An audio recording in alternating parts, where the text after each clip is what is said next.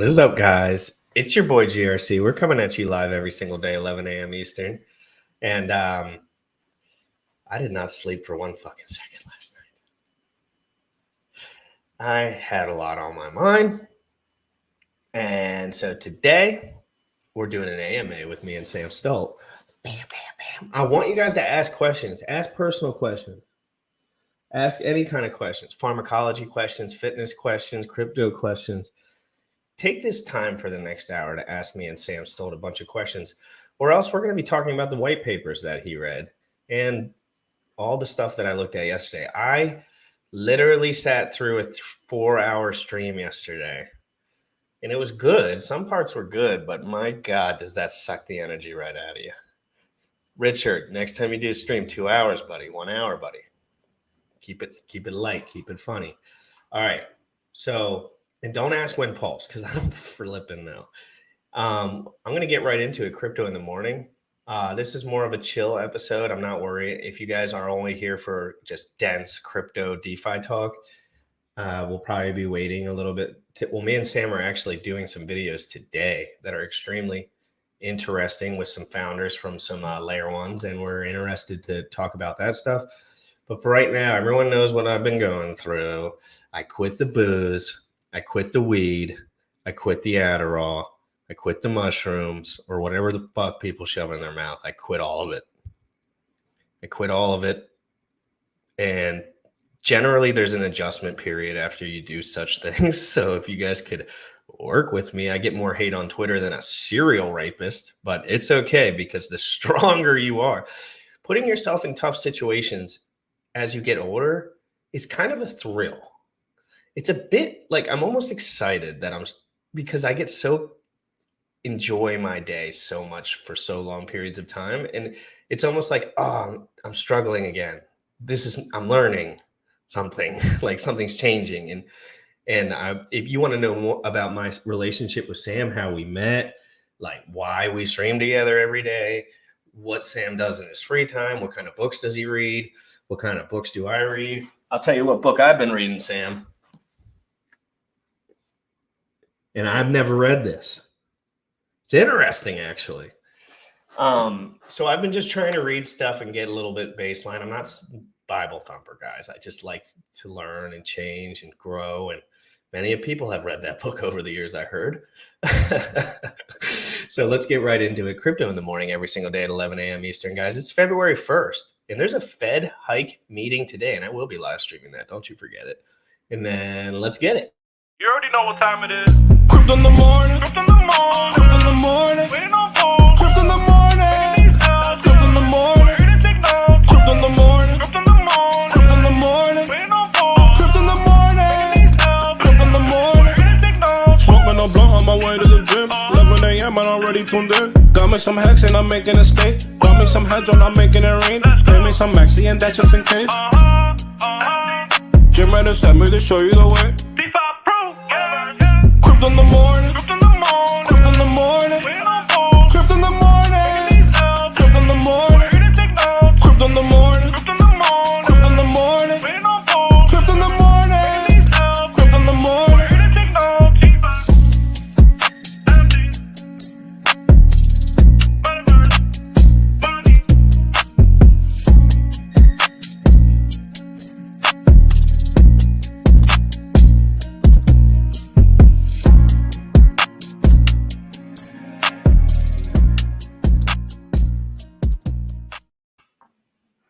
Yo, what's good, bro? How you doing? I know you didn't get a ton of sleep.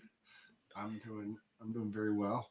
Yeah, how are you doing this morning? Have you had a good morning so far? I changed something up in my schedule. You know, we were talking about how for me, I like to have a schedule, right? So I will do my journaling every day, and then I'll create a schedule or a to-do list, so to speak, of everything that I want to get done.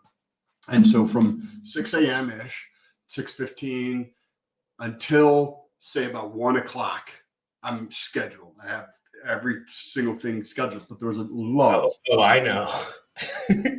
yeah. That's why I'm always jumping off here.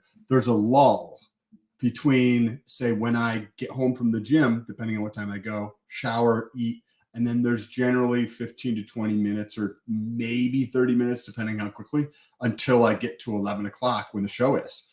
And I put something else in that time slot. And it's been 4 or 5 days now of doing that. I like it. Can you tell me what it is? There's some stuff that on my house that I want to get done that I would just work on the computer and not do the stuff in my house. So I was like, okay, cool. Even if it's only 20 to 30 minutes, if I just put 20 or 30 minutes effort into something every day, I'll make progress in it. And it's better than not making progress. So it's work on my house. But it's something that I need to do. I need to get it done. And I wasn't getting it done. So now I'm finally getting it done. Yeah. Every time you say stuff like that, I'm like, man, I can push harder. Man, I can do one more thing different. And that's good. That's what you want to feel. I've been watching a lot of motivational content over the last 2 days, and it's like, pressure is good. Anxiety can be good. It's an indicator. You can say, oh, I need to go to the doctor because of this. Or you can say, maybe I should get the things done that I have been putting off for all year. And it's so true, though. Like, what's my problems right now? Maybe I need some more. Maybe I'm about 6 months from going to zero. And that's a long time. So, I mean, I can think and have some grace period there. But I get stressed. But when I was doing it, I didn't really give a shit, to be honest, at some point. Like, I was just like, oh, I'll probably work out. You know what I mean? And maybe it would work out. But, like, that's not going to make it work out. You know what I mean? Like, me thinking it might work out is not like me actually doing something, making a web page, doing a front end, making a group, doing a Telegram, making a challenge. You know, that will do that. Yes. But I have to provide value. I have huge anxiety. When anyone gives me money and I don't provide value to them, I feel sick. I feel physically sick. And I watch people do it all over YouTube all the time. Like, they just ask, I want money because I'm here speaking. And it's like, bro, you fell off like 3 years ago. And now all these pretty much guys that have no idea what's going on are getting fed to the meat grinder. And I just refuse to be that. If I make it in this world, I want to earn every freaking bit of it.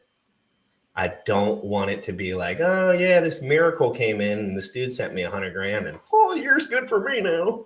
It's like, that would suck. I'd rather be broke. I'd rather do nothing. I would rather do anything than have someone else pave my way. And that's a process, you know, it's all a process.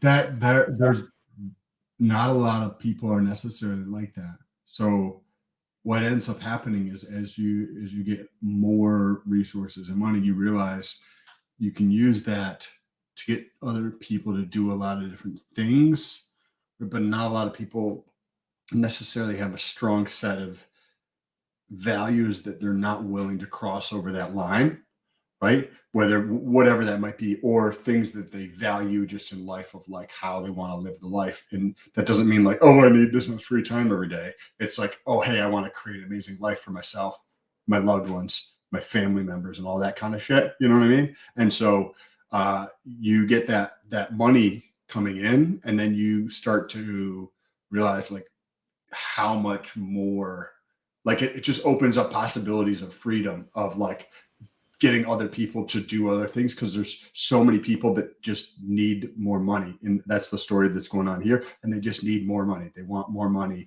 And like, I don't know, I'm going through this like transitionary period where it's like you're, you know, going from where you were at to, you know. Your life has changed quite a bit in the last 6 years. I can promise you that. But he was always doing very similar things. Not saying he was as productive or making the best moves, because I didn't really know. I'm living that like exponential curve, right? Like I'm really living that exponential curve. You just don't notice much in this period here, right? You don't notice much progress because it looks like it's flat. And I'm somewhere in this area here, or maybe I'm just in here. I don't know. But like every quarter, it's like, holy shit. You're making that.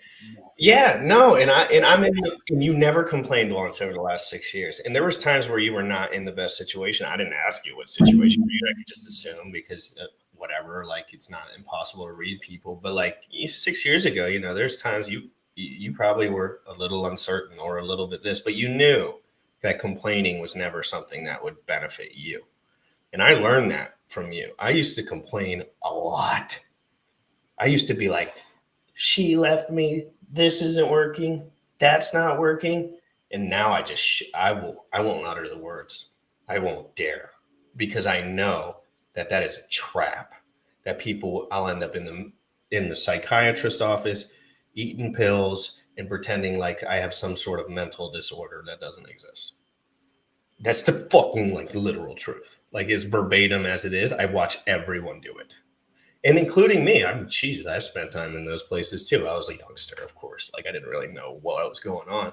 But Sam, real quick, let's jump this up. Richard, our boy Richie Rich, that I spent 4 hours gracefully listening to, Rich, only mentioned his penis 3 or 4 times. Less than a million blocks to go on stage 7 of 16 of Aragon Client Sync. Geth EBS snapshots are done. Prism flags and configurations are done. Hey, any 400 IQers in the chat, or should I go straight to ChatGPT? You let me know, because you guys might know this, or I might have to open up my GBT. I like that we don't start getting updates until Jack starts to really start to push Richard to actually like communicate, and it doesn't have to be anything special. Like most of the people who are going to read that, you're still sharing the screen. Most of the people who are going to read that tweet have no idea what it actually means, right? But just starting to go through and actually trying to pretend like you're sharing information, right? I think Jack has kind of and I will read and I will define every word in that thing on my notes page right here at some point. Like I'll dig through that, and I still won't know what it means, but I'll get closer to knowing what it means. And that's the further I get into crypto, the further you get into anything, you realize how no one can really be that smart at everything, right? Like you can be smart at one thing or 2 things or 3 things, I think, but like there's a lot of LARPing that goes on, and I don't want to be a part of that. I just want to be a part of doing all the hard work and figuring this stuff up from the ground floor, and I expect it to take 5 to 10 years. I really do. Like, I really do expect it to take me 5. I'm like 2 years in though, so let's go. But like for real, like I didn't know what a wallet was. I didn't know what crypto was. I didn't know what a blockchain was. I didn't know what a plot was. I didn't know what data was. I didn't know what anything was. And I slowly take one of those off at a time until you're like, oh, Chia Lisp, different language, right? I can talk about that. As the guy talked about that, I kind of understood what he was saying there. But like 2 years ago, if he was like, oh, we're writing in a different language, Chia Lisp, and here are the benefits, I'd have been like, what the fuck are you talking about? Chia Lisp, like Solidity. Like, but when and I'm talking about the episode with Grant and the Chia Boys, because I've been really hot and heavy for the Chia Boys lately, because I think. What are you most excited about Chia? I'm excited. I'm excited because guys like me are figuring out about it, and it gives me a good indicator they were welcoming to me. And I asked really stupid questions, and they were super open about it. And then I made a YouTube video, and they all shared it. And I said, maybe they're ready for the marketing edge of this. Maybe after 7 years. I know it took 5 years to make it, 2 years launch, or whatever, 3 years it's been out. After that, now these guys are kind of accepting like, oh, there's a marketing piece to this, and basically they're ready, is what it feels like. They're ready to spread the word, but they did all that footwork ahead of time, it seems like, and it took years and years and years. And Bram Cohen invented BitTorrent, and there's a lot of you guys that know what BitTorrent is, and if you talk to any computer guy and say, oh, the guy who invented BitTorrent, they're like, what? Excuse me? Immediately. And then they have all these, they have acceptance from the general political sphere, which can be beneficial or counter beneficial, depending on how you think about it. But I just think that it's our last shot at decentralization. Nothing big. But so guys, when Bram Cohen interview is soon. Oh, when Bram, I don't know. But when Gene Hoffman, we talked. Orca, I need you. And Gene Hoffman did an episode with Corey Costa, of course, son of a bitch. But and Charles Hoskinson. Somebody asked us in the chat, who is your favorite crypto guy right now? Like if you were to like study and look at one person, and not as much like I actually did not have an answer when I tweeted about this a week ago. I did not have an answer. to anybody to like listen to. And because I want to listen to something where it's not just the same person regurgitating the same garbage over and over again, which feels like a lot of the community in X is doing. Nothing that's wrong with that. And you find new nuances in that, and you learn new things in it. Not what I want to do. And so I was looking for somebody who is looking at new shit, understanding new stuff, right? Stuff that is more, say, maybe nuanced, or like that just other people are not covering or talking about, right? Because that's if a lot of other people one of the reasons I wanted to switch off of Tesla was because everybody else started paying attention to it. I had already beat them to it, like, and it was like, okay, you know what I mean? And there's this tiny little YouTube channel that I've actually been listening to over the past couple days in regards to BitTensor, which is, by the way, I checked this morning right before we got on, 14x increase in price since it came out. 14x, which is incredible. But I've been watching his YouTube channel, and he covers different cryptos that are like, and it's just interesting. DeFi like stuff, just like as DeFi as he could probably make it. Unique takes on things that are a little bit different than how other people might cover them. He seems like a little bit of a nerd, so it's interesting. The Cryptorian is his YouTube channel. He's got like 2,000 subscribers. But he's basically the only YouTube channel that is covering stuff on BitTensor, which is a new network that I'm very excited about. And I'm continuing to see. And we're going to be the second and third, it seems like, because we have an episode with the person on the team at Sato. I wish I could hear someone else say that name, so I knew if I was saying it right. Sato, Sata. Sato, I think, is how a lot of people. Not Saitama. Okay, I made that mistake already. All right, I was sitting in a Twitter space for like 20 minutes listening to these dingleberries talk about something, and I thought it was about AI blockchain innovation, and it wasn't. Sam, can you talk about this for 1 second? Like, can you just, because we have a show later today, and I want you to just tell me, we're just going to call it Sato for now. And you said you dove into this. And now, is this in BitTensor in the same? Okay, no. So two different things completely. All right. So let's go to BitTensor real quick then. So, yeah, BitTensor, there you go. BitTensor, very cool. They have two different white papers. There's a technical white paper and a qualitative type white paper. So technical means like, think of like a lot of like math and jargon that you're not going to understand. And then the qualitative is a lot more words, right? So I've read both of their white papers. There's not a ton of information even on their paper. But like the idea behind BitTensor, and this is what's up 14x as of this morning. Since July, it's up 14x. So it launched in July? Or is that the launched in July? In July. So think about this. What is it something that Richard has talked about being good for price? Well, holding. Buying, holding. Very low liquidity. Yes, of course. Right. Limited liquidity. Right. Well, and product market fit. Right. Something that has product market fit. Well, with BitTensor, there's one place to purchase it right now. One place, and it still had a 14x increase in price. So say, like we were talking, and we've gone through this concept a lot. It seems like, wow, it's so hard to get, I shouldn't get in.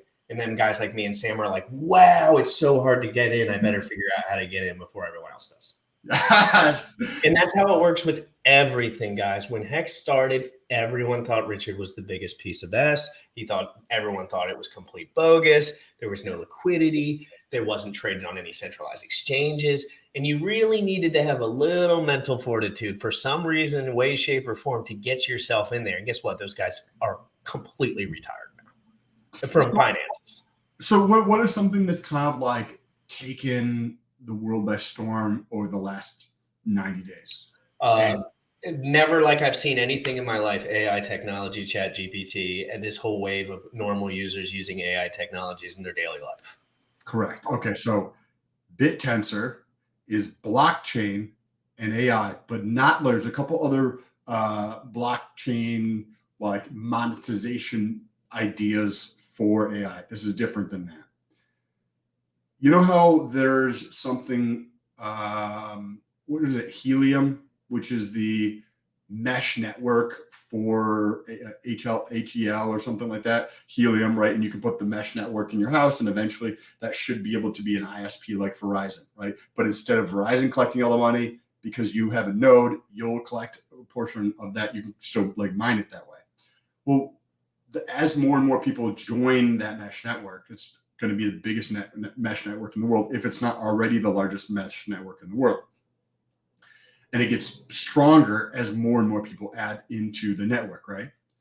Well, like how Bitcoin is, where you have all this energy is going towards solving a cryptographic problem. As soon as that's solved, then you just go on to the next problem. If you, me, and all of our friends are trying to solve this exact same problem, and then I solve it, I get all the reward from the problem. You don't get any reward, and none of our friends who are also trying to solve the exact same problem get any of the reward from that problem. Wouldn't it be interesting if I got majority of it, but then the people who are trying to solve that problem also got rewarded from that same problem that we solved? Well, with this, that's how it's structured. So that as the people who run nodes who are mining this, they are increasing the intelligence of the AI of the system. So when I contribute AI to the system, if what I've contributed is most valuable, then I'm able to process the block, right? Which means I'm able to get inflation in the system. And now the intelligence of the entire system has grown because I contributed as an AI researcher. So the people who are in my opinion, the people who are currently buying it up right now are the effing nerds, the AI nerds. Oh, 100%. When you told me that price, I mean, you can almost, like, if Sam tells me something's going up in a bear market and it's not a meme coin, I can almost by verbatim say that there's guys super nuanced in some field that are figuring out how to buy this because they think the future is about to change. Do you know? Correct. Do you know one other token in the last 8 months that's had a 14x in a bear market? Has it been Bitcoin? No. Has it been Ethereum? No. Has it been Hex? No. Can you name one token that has had a 14x increase in price? No, right? I can't think of one that has had a 14x increase in price. Nothing on the top 100 that I've seen. And this has in the same period where all those coins are down. What's the ticker? So TAO. You won't see it on. I gotta look it up on separate. Yeah. Go So this is interesting, Sam. It's it's a little similar to Chia. Like all these guys that were farming Chia early on, they were never doing it about the money. They were doing it because they believed in the project and they knew that no one else was there. And just for the first time, they're like, oh, some normal guys are like wandering in here. And these guys have rigs everywhere. And I'm like, hey, can I use my computer to start farming Chia? And they're like, hey. And I'm like, I made a YouTube video. And they're like, hey, let's go.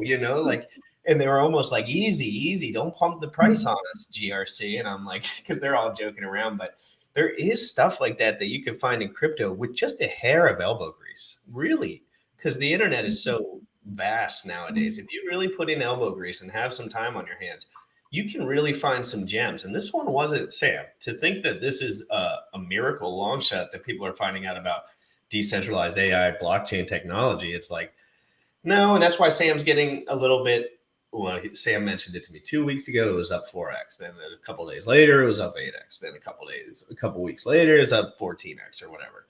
So fast as is that? It's just going up. 14. Oh God, God save us all. If you're trading cryptocurrency right now and really trying to flip a dollar, your strategy is probably wrecked, and you're probably going to get perma wrecked. Because clearly, dude, when I saw Jim Cramer come out and say that the bull run has started, I was like, I'm selling everything. I was just like, you know what I mean? Like, at this point, guys, is it fair to say, Sam, that there's some downstream economic effects to this country and to the world that cannot be reversed into a straight bull market without like absolute, like, it just doesn't make sense to me. But I don't know enough. Like, I don't know enough to say that for certain. But at the same time, like, I know people are losing their jobs and their houses. Like, that doesn't seem bullish. Like, that's not bullish to me. Like, it's not bullish when people that are working at T. Rowe Price and the banks are like sketched out that they're about to lose their gig. Like, that's not bullish. Like, what is bullish? Bitcoin was literally this price a year ago, and everyone was scared to death. To death. So basically, Sam, there's this stupid chart. And if anyone looks at the fear and greed index chart and actually takes information from it, your brains are so broken and mushed. Because think about this, Sam. I've been watching this whole entire crash, and I was in it before the crash. I bought Bitcoin at $3,400, and it went up, up, up, up, up, up, up, up, up, up, up, up, up. And then I found Richard Hart, and he said, "Sell that, John." And I said, "Okay." And then I did random luck, kind of like was not inside of my own. I really did. It was kind of ignorant of me to even listen to some fat guy on the internet about nothing, but I did because he was emotionally compelling to me at the moment. But then what happened, Sam? We go all the way to 28K, right? And that's about a year and a half ago. And the fear and greed index is literally like death, war, world 3. And then it goes down to 12K, back up to 28K. And the fear and greed index is in the green. It's in the complete green, like completely shot to the other side. Like, it couldn't even go down any further at the time. It's the same price. Guys, if you would have said that there was 3-cent hex a year ago, you'd all call me an idiot and said this is and now it's at 3.5 cents. And Crypto Jenkins is saying we're about to break resistance, go bull run forever. And I'm like, it doesn't really make sense. I don't know. But the one thing about hex is it does move a little easier and it's a little bit more on chain. So it's what do you feel is happening now, right? Because I feel that we could be in that like bottom trough portion, and we're entering into the bull run, or if not, we've already seen the. I think the Shanghai fork and the ETH withdrawals are going to dump ETH to 500, and then we're going to shoot back up.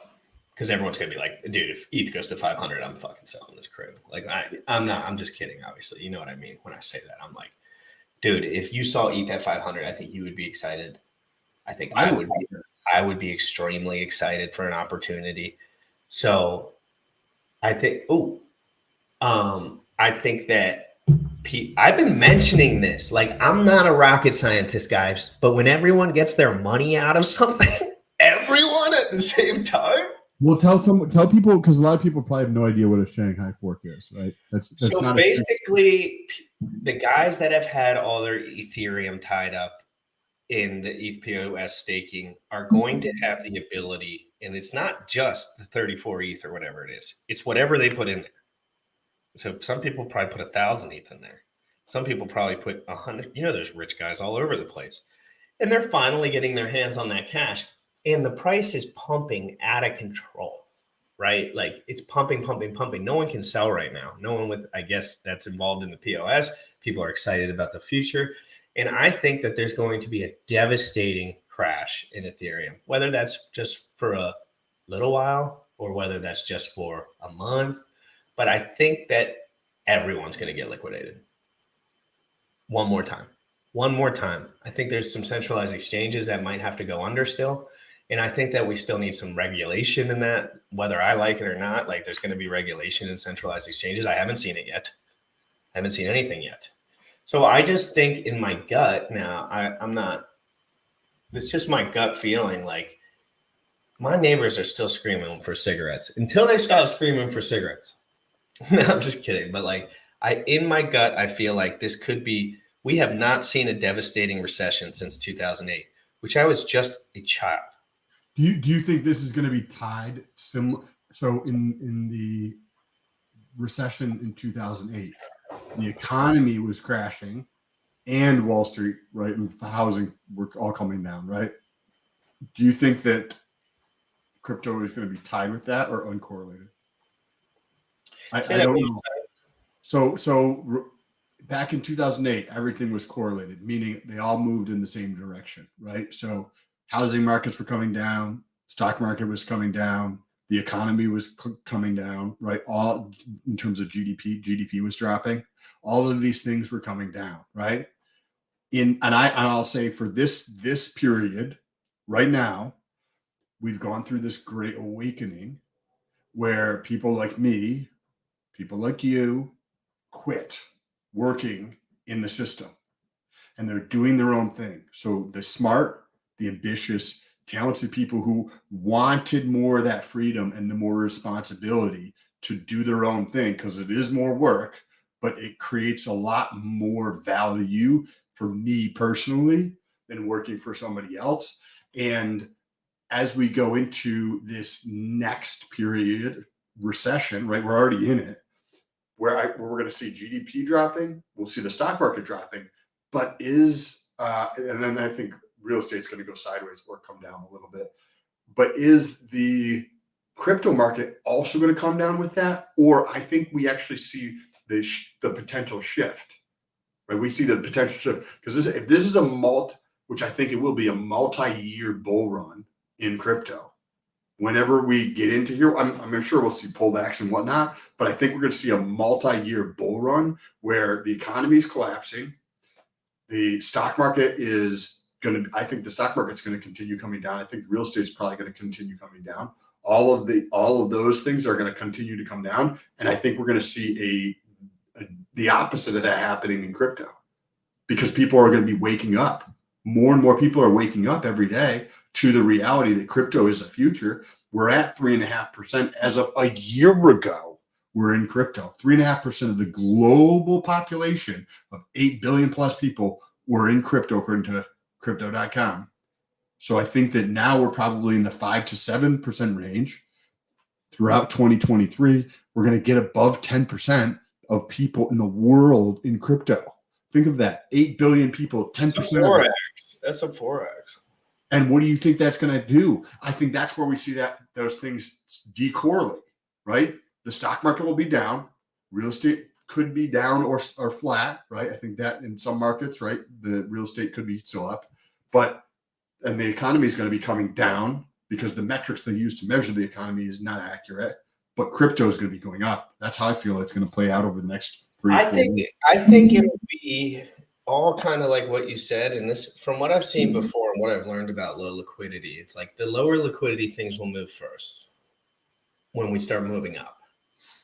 So I think and Bigfoot did just say something, and he's not bull-essing when he says this. Guys, there's about $8 to $10 million in liquidity in Hex right now. It's traded all on chain. And Richard wears sweatsuits that could probably put a 7% wick on that chart. And so I'm saying it's almost easy to move. It's easy to get going. So if there's signals of bull market, some of these smart guys that understand this asset, there's millionaires that really do understand this asset and have too much to sell. So what can they do? Start changing the dynamics. Fed rate pivot, things like this. I think Hex will move before a lot of these things. I think Hex will move before Bitcoin, like soon, like once the trend changes. I need to see a trend change first. But I do think just like Bitcoin went from $65,000 to 20, and Hex went from 3 to 55 cents at the same exact time. So one dropped all the way down, but really they were still tied, in my opinion. But the liquidity was so different, and the way that reacted was so different that it almost was just like a good timing thing because there's not that many people in it. And it you know what I mean? Yes. And that's how I feel is what's taking place with BitTensor. With 8 months. The liquidity, did you check any of the number? It's not even on a DEX and it's not on a centralized exchange. The only place you can buy it is OTC. There's virtually no liquidity. How does that work? Oh, let's give the guys the alpha. There's a couple guys on there, but how does it work? There's going to be most people who will not actually go through the process because it takes 26 steps to do. I would do your own research on the project first, but like you need to go to like this bittensor.exchange and you set up an account there with your email address, right? You have to set up a wallet with Polkadot. Then you have to go, because it's over there. Then you're going to take this and you're going to open up a order on Bittensor Exchange. It's not KYC, so you don't have to put in other stuff. You can use a fake email as long as you remember how to get in there and all that kind of stuff. You do have to verify your email address to get in there, so you can create a fake one if that's your prerogative or whatever. And you can get into the exchange with your wallet from Polkadot. And now you can go in there, right? Look at this. Started at $5. You're muted. You're muted. If Sam learned this in July and went through all these steps, granted, having that kind of insight on something so nuanced is extremely difficult if you haven't been studying it directly. So these guys that are buying this are studying this directly. Like directly, this technology is something that interests them. And then guys like Sam come in.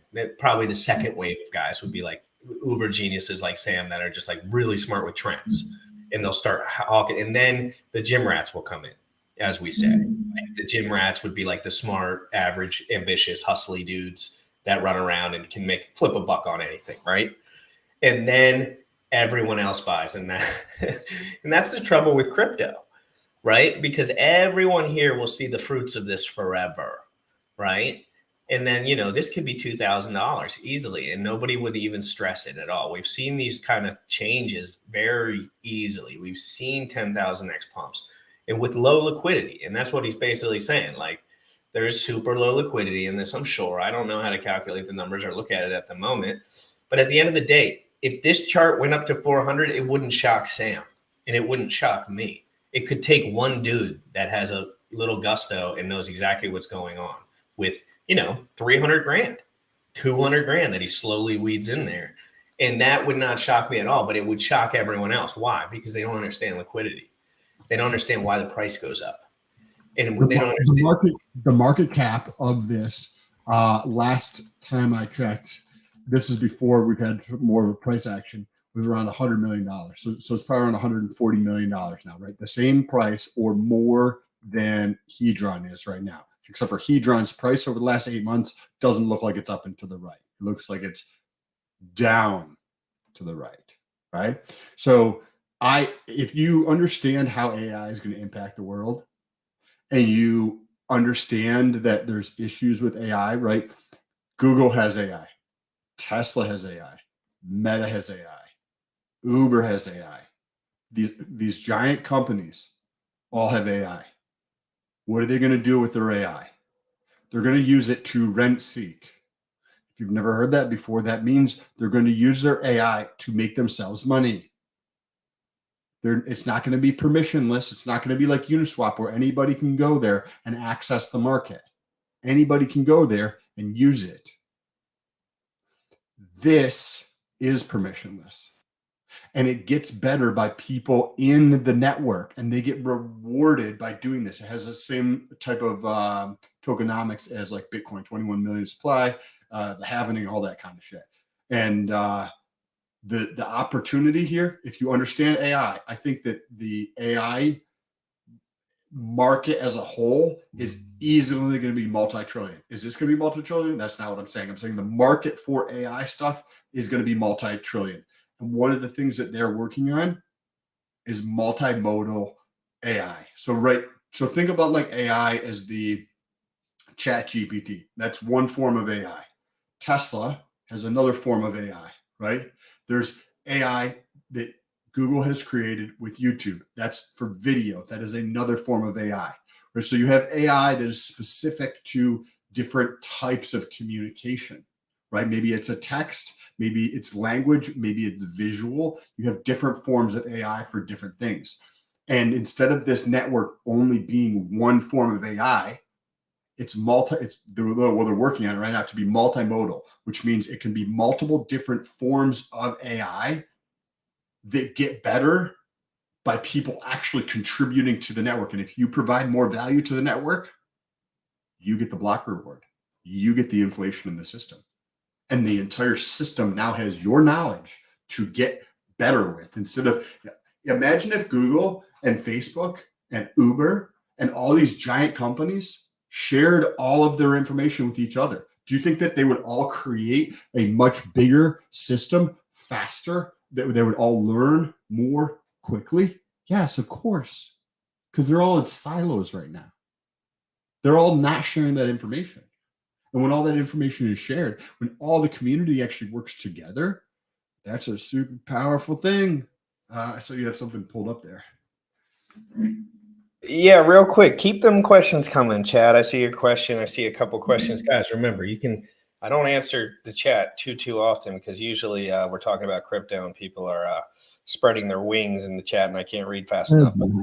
But today we're kind of keeping it light, keeping it funny, keeping it good, talking about where we're at, talking about the channel. And guys, I've gained 80 subscribers in the last 2 days, which is a lot for a bear market. And it's because I think I've been trying to do a little bit different, a little chia action, a little getting off the dope action, trying to switch it up a little bit and make some more evergreen content. And I really do appreciate all the subscribes on the channel. It really means a lot to me. Like that's what my goal is at this moment, and I appreciate it. So I've been really happy with the numbers.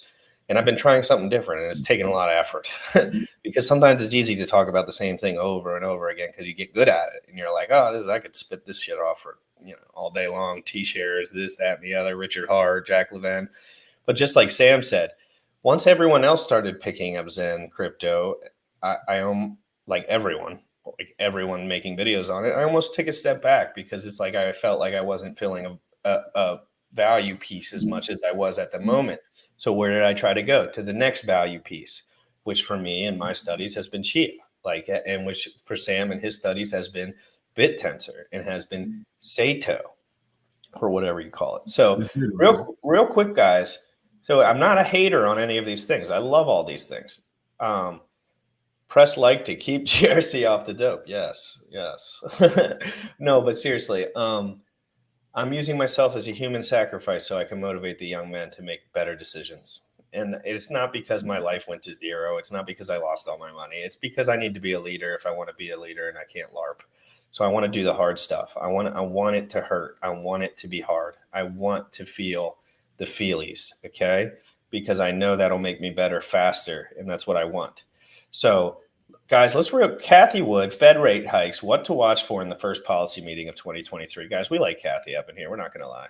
Think about making a video following trades that people like Trayvon shilled and then showed the charts. Trayvon been pump and dumping his viewers for years. Look at Bankroll, TRX, T2X, and BLA. I just work here, guys. Come on. Markets anticipating the Fed's next moves, and so far they've given no hints they'll let up on the fight against inflation. Here with a summary of what to watch, Yahoo Finance's Jennifer Schonberger. Hey, Jen, a big week.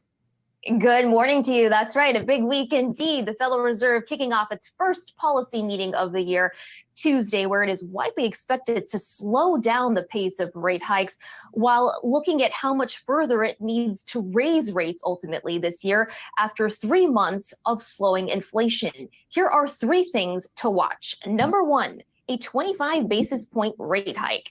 A chorus of Fed officials have signaled a quarter-point rate hike at this meeting, which would mark a further slowdown in pace from the 0.5 percentage point hike seen in December. Markets are pricing in a nearly 100% chance that this happens. That would bring the policy rate to a range of 4.5 to 4 3/4, marking the highest level since October 2007. The Fed wants to slow down the pace of rate hikes to assess the impact on the economy so far and see how much higher they need to raise the policy rate to continue bringing down inflation. Number 2, how much further will the policy rate rise, and when could the Fed pause? Read the Fed's statement closely and see whether they leave in language that, quote, ongoing increases in rates, emphasis on plural there, will be required. Also, listen to comments from Fed Chair Powell during there won't be any new interest rate projections this meeting. Most Fed officials estimated in December that the policy rate would need to rise to a peak between 5 and 5 1/4, implying about 2 more quarter-point increases. Number 3, What does Fed Chair Powell say about financial conditions? The Fed has said any easing in financial conditions will make it harder for them to do their job and could require further rate hikes. If you look at the yield on the 10-year Treasury and the level on the S&P, they're about roughly where they were mid-December, perhaps a hair higher when the Fed met last. Some officials have talked about the potential to raise rates even after the Fed pauses if financial conditions loosen or inflation remains high.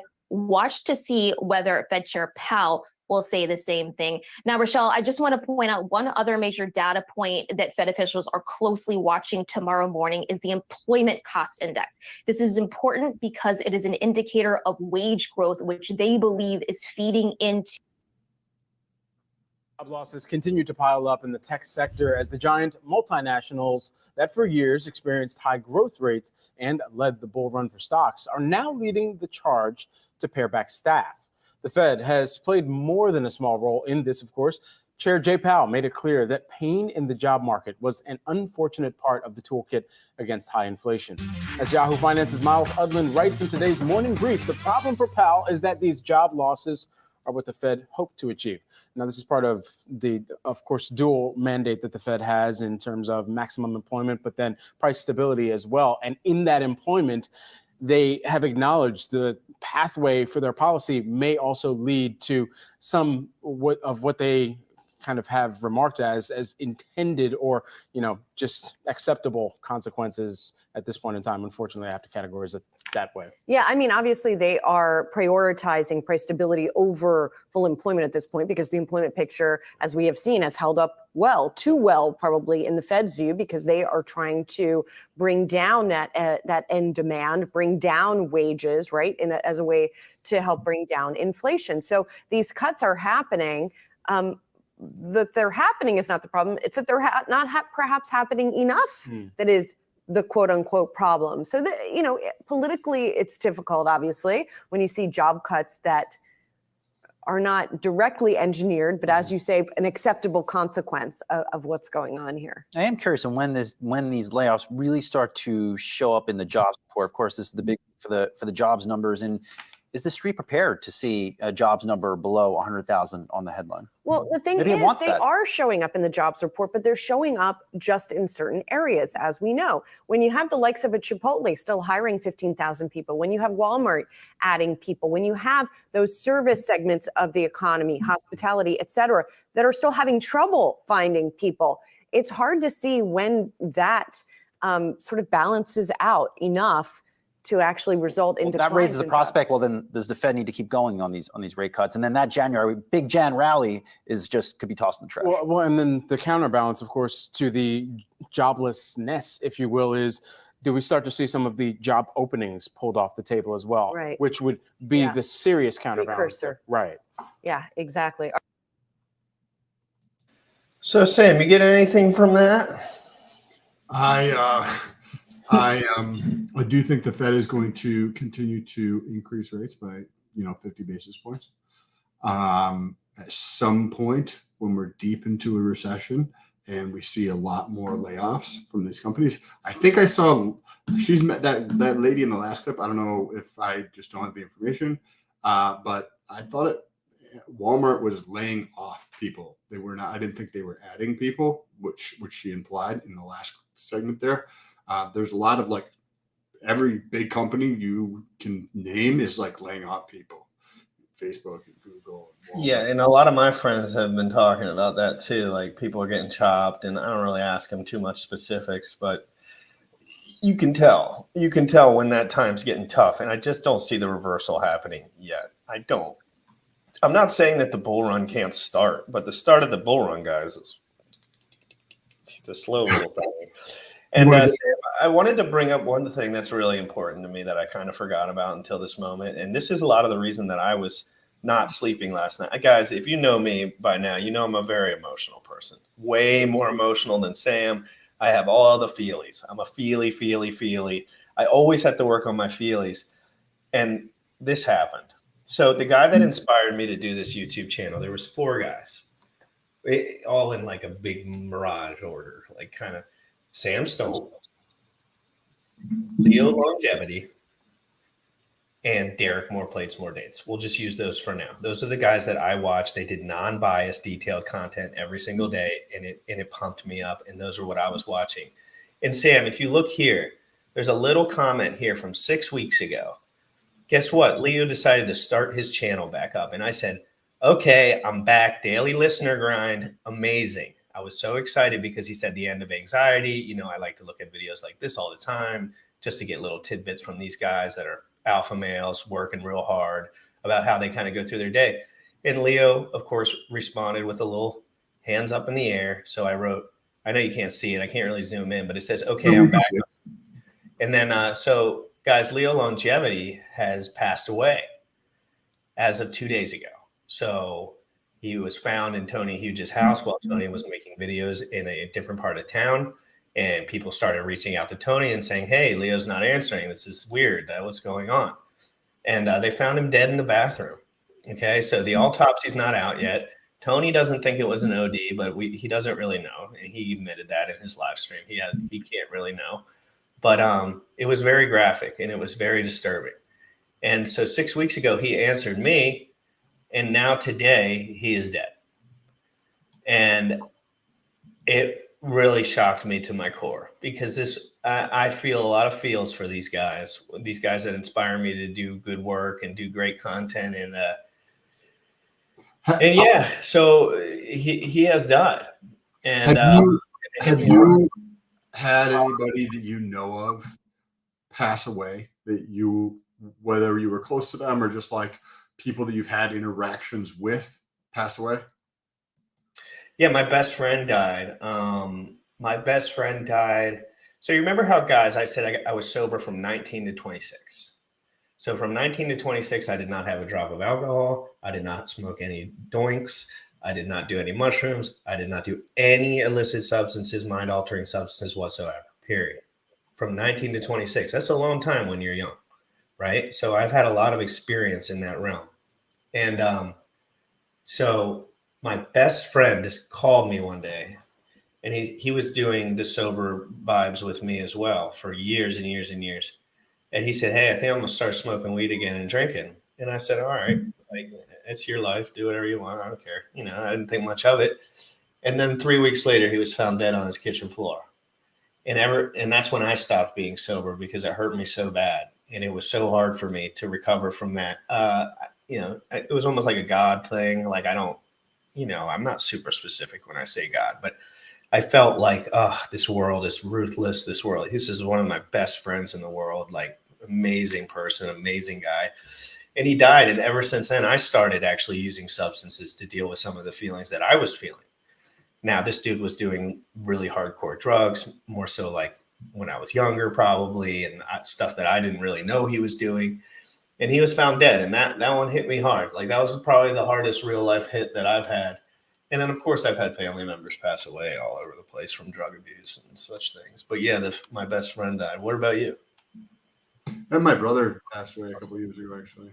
And that was not a lot of fun to go through that. But you recognize that life is short and fragile, in the sense that the moments can go away really, really quickly, and then they're done, right? But it also galvanizes my approach to living life. Like, every single day is living life in the moments that we have here, and to not dwell on anything that doesn't matter what it is. Cool. Like, somebody's going to fucking die, right? And at some point, that somebody's going to die is going to be somebody that's close to me and or myself, right? So if there's something you want to do, I'm like, cool, I'm going to live my life the fullest I can every single day, right? Because you when you go through those experiences, you just, you recognize that, like, my younger brother who just got married, whose wife was pregnant, passed away, right? And you're like, okay, cool, I should start living my life more fully. You know what I mean? And that's exactly what I was feeling when I told everyone I did that quitting weed video. And guys, when I say I'm quitting weed, that was kind of for the YouTube, but like, I'm quitting doing all substances. Like, and so everyone was like, "Oh, you're quitting weed." I'm like, I say I'm quitting. I didn't really want to get into all the dirty details, kind of trying to make a video and just like get it out there, maybe help the kids a little bit because I know all of them are around the clock. But guys, I've struggled with drug abuse since I was 7 years old. I was stealing cigarettes, smoking them in the woods, had no idea what my mind was so overactive. I wanted to find something. I was smoking weed. I was drinking, or all the time. And I wasn't one of those guys stumbling around like, effing off. I was always rather productive or good at whatever I was doing, but I needed that medication on the daily. And it's so sorry to hear about your brother, man, and his family. And it is hard. Like I try to stay detached from it, but at the same time, use it, just like you said, use it as motivation. Like I'm going to be dead too. And I could be dead today. I could get hit by a freaking truck. I drive all the time. It's interesting. It's interesting because it doesn't matter whether it's somebody passing away or somebody stubbing their toes or anything in between on that spectrum, right? There's one answer that is the right answer when something negative happens in your life, to use that to be better. Instead of holding on to it and dragging yourself down and just whining and complaining or making excuses about that thing, there's one correct answer. Use everything in your life that happens in your life to be better. That's the only solution for everything in life. Cool, you lost your arm. What else can you do? No one's here. Correct. Right. Correct. There's nothing else you can do. You just fucking lost your sister. Fucking great. Figure out how to make your life better. Use that as the fire to make your life better. And gym rats are really good at this because what do they do when they're 19? They get dumped by a hot chick that they really like. It's just like, this is how everyone becomes a gym rat. Like when you're 17, 16, you be dating a girl and then she dumps you and you say, I'm going to hit those damn weights until I bleed out of my ears. Because you want an outlet and you want to get better. And sometimes when you're young, you're not like building business and like doing these type of things, right? So what are you going to do? I said, I want to join the gym. I wanted, because I think, and maybe my intentions weren't 100% clear at the time, but it was an energy outlet. And I didn't have a business or any work related shit going on at that time in my life. And I know guys like that, Sam. They hit the weights, they get it going. And it is a good example of what you can do with negative energy. Like what you can do. Energy is energy. So you better use it. I always say there's a lot of kinetic energy in getting your heart broken. And that's generally what the young guys worry about. As you get older, guys, you don't give a shit about it as much anymore. But as a 28-year-old guy, I have put my emotions in a different category. My emotions used to directly affect me. Now they don't. Like when I got sober for the first time when I was 19, I think I spent 2 years in a depression hole just from like thinking I couldn't get drunk with my friends. Because I was so upset that I was like, how dare this happen? How dare this happen? Blah, blah, blah, blah, blah. And now it's a little different. My day-to-day emotions aren't as necessarily important to me anymore. And successful people put it aside. They put aside, they realize there's something bigger. They realize that they have purpose and value in this world and they can change the world if they want to. So you have to harness that energy and stop feeling sorry for yourself. What everyone does in this country now, they feel sorry for themselves until they're eating 6 medications that are numbing them to the point where they don't even know what the fuck's going on anymore. And yes, rip Leo longevity. I'm sorry we went off a tangent, but like in general, guys, energy is energy. Use it. If that person left you or somebody died in your family or or my YouTube gets rugged, I guarantee if my YouTube got completely rugged, I'd probably go double as hard. I'm not, please God, YouTube, chill. But you know what I mean, Sam? Like if Sam's business had one more, one server won't pop it up because of whatever freaking rules are in there, he'd probably figure out how to have a couple more backstops rather than not doing anything. And then you become a funnel for information. You become a funnel for that energy while everyone else is crying, whining.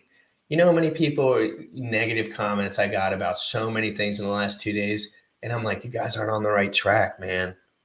You're not on the right track. You're not focusing on the right things. Like you can just not comment or say whatever. But like when people directly are hating on others, they're directly hating on themselves.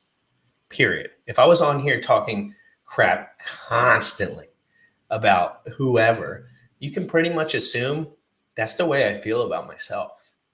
And I want to hurt. I want that pain to go away. So I think there might be a little relief in me calling this dude a piece of dirt or a pleb. Go ahead. Muted. Wolf asks a question. GRC, what do you think about GameFi? I've never heard of it before. So GameFi, it seems like I know the Illuvium price chart has done things, but I don't trust blockchain technology to have enough speed and latency, or like from what I've learned and collected, it seems really hard to pull off an amazing game on the blockchain. Because one thing about gaming, guys, creating an amazing game is nearly impossible. You need a full flippin' fledged team of dudes that are getting paid really good wages for years on end. You'll see one game pop up that hits the world, Call of Duty, right? Nobody plays Call of Duty anymore. Well, that's not true. I don't know who. I have no clue. But you know what I mean. Every kid and their mother played Call of Duty. Everyone's dad was playing Call of Duty. And then those games get boring, right? And then they die. And so I'm not sure about GameFi. I don't trust GameFi. And I'm not talking about it as a like asset as much as like people actually interacting and enjoying like one certain game. Like I just don't know yet. And I've seen people be talking about Illuvium for 3 years. And I've always asked, can I play this mother effer? And they're like, no, you can't play it. Like, not yet. And I'm like, okay, well, if I can't play the damn game, then it's not a game. It's just a research paper. And so I have not found anything. And again, I'm not well studied on GameFi.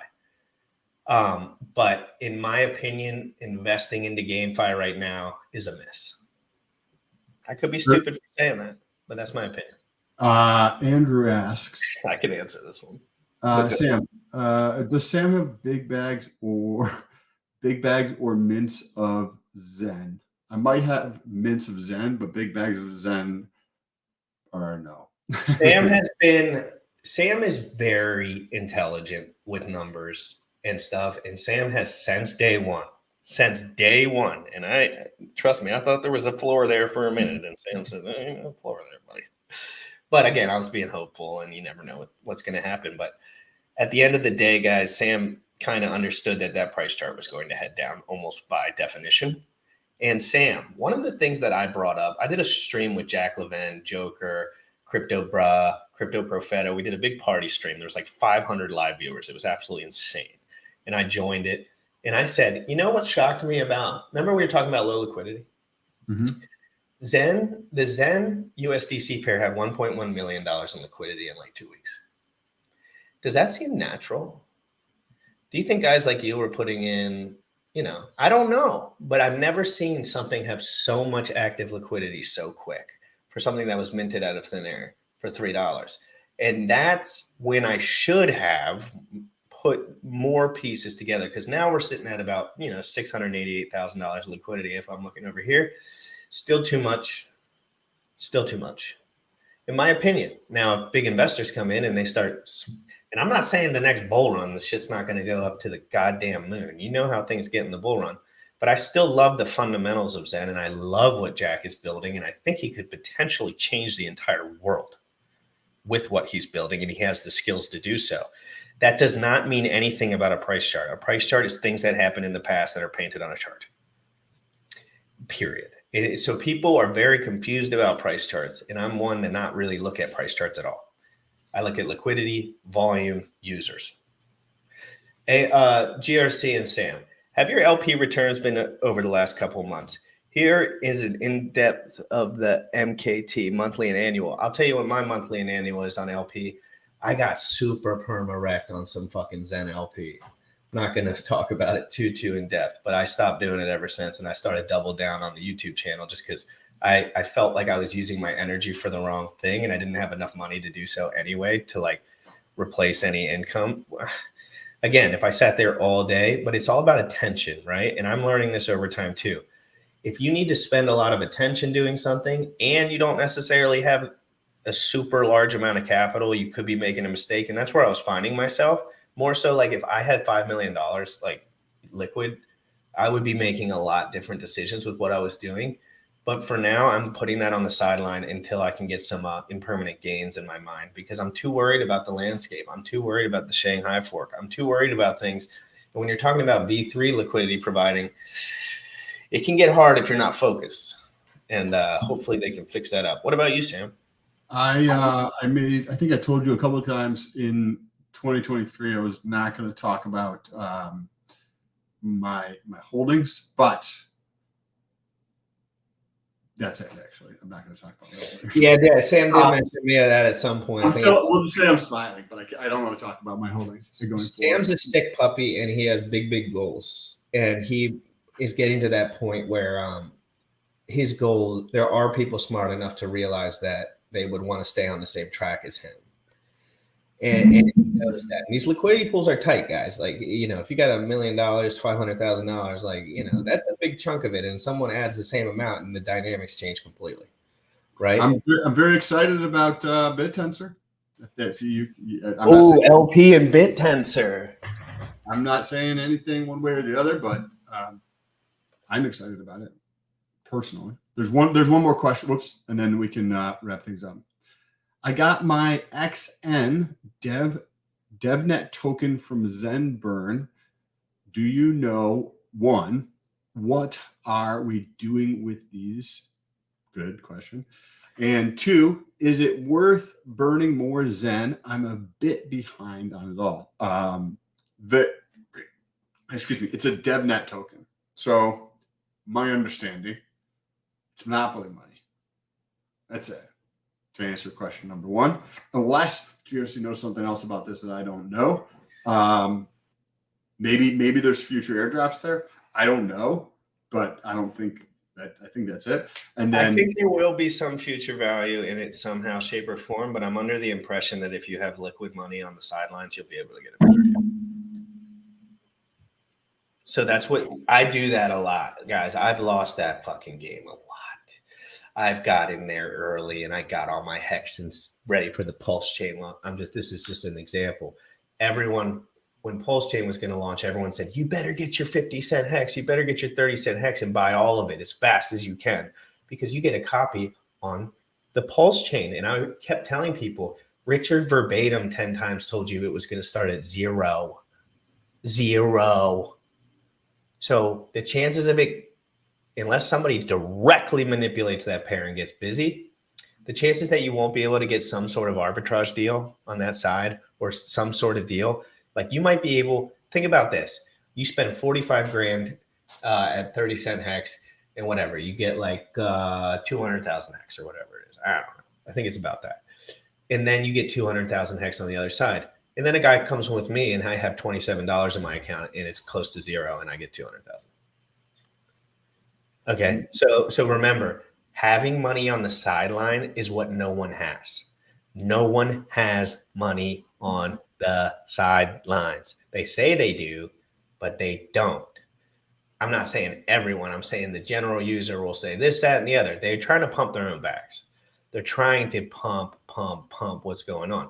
So remember, if you're focused and locked in the moment and you have capital on the sideline, you are in the best position you can be in my opinion, for some of these things.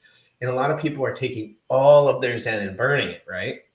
And a strategy that I'm using is keeping all of my Zen liquid, because I want to know maybe in 6 months, 8 months, 12 months, maybe everyone will have tied their Zen up into something and there'll be like 8 dudes left with liquid Zen. And I've seen this happen before with other things. I saw nobody sell from 3 cents to 56 cents in hex, except guys that were really knew what was going on. And everyone else held because they thought it would go to $3, $5, $7. I'm pretty sure there's some videos of some guys, some real good hex OGs that were saying, you know, it is impossible for this chart to go down. It's physically impossible. And then Richard wasn't saying that. You can guarantee that.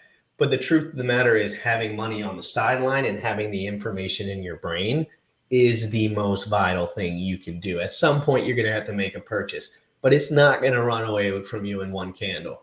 If you know exactly what's going on, you're ahead of everyone. Everyone.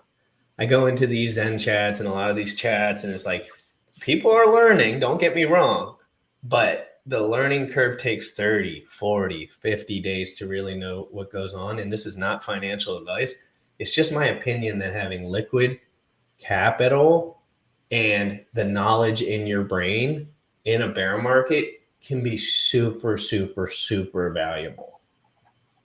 And that's all I'm going to say about that. Sometimes when you put your money and make it somewhere where you can't sell it anymore, like effectively, but like there's future projection there and everyone else does that too. Remember, guys, it's about what is everyone doing? Try not to do exactly what everyone's doing because I think that's super important. But again, if you have bags, like DCAing is always the best option. A little DCA here, a little DCA there. What do? I have like 16, 20, 25 Zen mints. I think I bought some liquid at some point, and I did do his NFT to get the XN token just to like work through that process. But I never was like, oh, let me dump this cash in here so I can like make a big bag of money. Because remember, these games and these dynamics, they change constantly, constantly, constantly. Try to be in a position where you can't make too many mistakes. You can't make too many mistakes with USDC. You can't make too many mistakes making extra money with your business and studying white papers. Like you can't. Like Sam does it all day long. And then he finds something like BitTensor that he's like, whoa, hold on. What if he put all his money in Hex? What if he put all his money in Hedron? What if he put all his money into Bitcoin? He probably wouldn't have the opportunity to even look at stuff because he'd be like, I have to focus here. I can't focus on all of these things because I don't even have the money to do so. So remember, guys, you are not going to get rich overnight doing this. And there's guys that are 10 times smarter than you that are laughing at you at every moment. Literally, like Sam does it. I do it to guys that are very early. And just like in the weight room, like you see some guys doing some crazy shit and you're just like, all right, buddy, like just keep working. Maybe you'll figure it out someday. But at the end of the day, it's about learning and really understanding this stuff. Like I could just tell everyone I know exactly everything about Chia. The truth is, I don't know jack shit about Chia. I literally am just in the infancy of learning this thing. And I'm excited about it. I like it. I like some of the aspects, but I don't understand it. And now with Zen being the way that it is, I'm going to go ahead and say I don't understand the dynamics of Zen anymore. I used to. When it was 400 lines of code in a distribution pattern, I could kind of wrap my head around that, right? Not super difficult. But then you add the next token, and then we kind of throw that away because no one's talking about that anymore. And then we add that's the reflection token. And then we got Joe Blau doing Phoenix. Okay, whoa, T-share rate over there. Oh, okay. Let me put that in my brain. Oh, we're doing a layer 1 chain, and then there's NFTs on 10 chains and burn all your shit. It's like, I'm only a human, guys. Like I don't work for Zen Crypto. So I'm going to take my time and study, be in the groups, ask Jack to come on, ask Zen Su to come on, keep studying, keep learning. But it's not as set in stone. When I came back from vacation, I left for vacation and Zen was one way. I came back from Zen vacation and the dynamics were 100% different. And it kind of shocked me in a way. I was like, wow.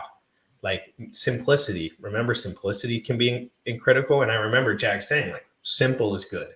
Simple is good. Simple is good. And I'm like, is this simple anymore? Because I ain't the dumbest motherfucker in the world. But we can wrap up here. But is there any other questions?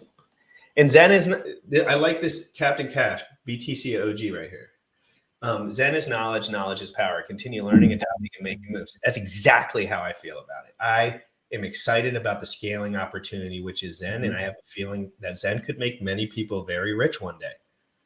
One day. One day. And I'm not saying that couldn't be next year. I'm not saying that couldn't be 3 years right now. But guys, just remember, learning, knowledge, focus on your life and being a student of your environment. Not so much buying as much stuff as you can and hoping and praying to God that it works out. Because that's really not going to lead you anywhere fast, except getting perma-wrecked. So, Sam, I'm going to look through these. Anything before we go? Well, appreciate you guys. Check out the links down below in the description. I think that you should probably, if this is your first time learning about it, I don't think you should buy personally. I think you should educate, like just read through their stuff, join their Telegram, talk to more people about it. Personally, that's what I would say. Like if my girlfriend's like, hey, should I buy some? I'd be like, no, fucking educate yourself. And That's a good point. That's a good point. And Pierre's, you do that a lot, and he's a great friend of mine. You like to get involved and then get involved before you get excited like I do. What I do is just learn the process and slow it down, because I realize that's where the value is, because no one does that. No one does the learning and the slowing down and the focusing on V3 liquidity and the focusing on 7-hour live streams from 5 years ago. That's the stuff that's going to change you and make you a player in this game that's leveled up. And you got to level up. So I really appreciate everyone that's being in here. Thank you so much. This was a little chill stream. If you want to watch the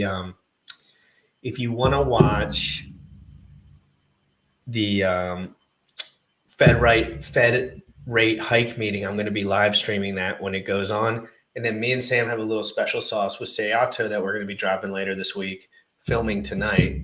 Going to be really interesting. 6 p.m. Eastern, Sam. And I hope everyone has an amazing day. Make ears in. Low ROI stuff in crypto can go a long way. Please don't spend all your money. Let the market do the work for you, depending on your tax bracket. Like, please just focus and don't empty your bags, because we could be into another year of hell. Another year. Focus up, guys. And whatever business and mission you're on, double down on that. Triple down on that. Quadruple down on that. Get some income coming in from different streams and learn. The best time to learn is right now. Sam, great to see you as always. Rest in peace, Leo Longevity. That one hurt, baby. And Tony answered me about him today, too. I messaged him, and he was like, I appreciate the comment, man. And I mentioned you. I said he was my co-host and all that stuff. So anyway, Crypto in the Morning live every single day. Make sure you hit that subscribe button if you haven't. I really appreciate it, guys. Have an amazing one. You already know what time it is. Crypto in the morning. Crypto in the morning. Crypto in the morning. Waiting on phone. Crypto in the morning. Crypto in the morning. Crypto in the morning. Crypto in the morning. Crypto in the morning. Waiting on phone. Crypto in the morning. Crypto in the morning.